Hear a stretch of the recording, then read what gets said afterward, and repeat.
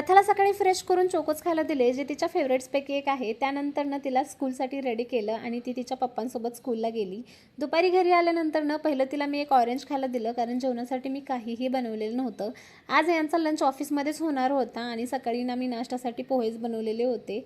तेच मी प्रथालासुद्धा टिफिनला दिले आणि थोडासा मखानाही सोबत दिला होता. म्हटलं चला दुपारच्या वेळी आता गरमागरम सगळ्यात सोपी आणि सगळ्यांची फेवरेट अशी खिचडी बनवावी. त्याचाच कुकर लावला आणि आज दही कोशिंबीर खाण्याचं खूप जास्त मन होतं, सो त्याच्या तयारीला लागले. सगळी चॉपिंग करून घेतली आणि दही कोशिंबीर बनवताना ना प्रथाचं असं मध्ये मध्ये करणं चालूच होतं.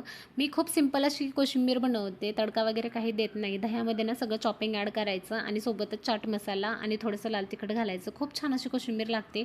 मस्त असं दुपारच्या वेळी जेवण केलं आणि प्रथाने ना आज खिचडी खूप जास्त आवडीने खाल्ली. तिला कोशिंबीरसुद्धा आवडली. मला मूवी पाहायचा होता, मात्र प्रथाने काही चॅनल चेंज करून दिलाच नाही. इव्हिनिंगच्या वेळी ना प्रथाला मी ना हे डीमार्टमधून बबल्स घेऊन आले होते, जे तिने आज हट्ट केला की आपण खाली घेऊन जाऊयात, मला माझ्या फ्रेंडसोबत खेळायचं आहे.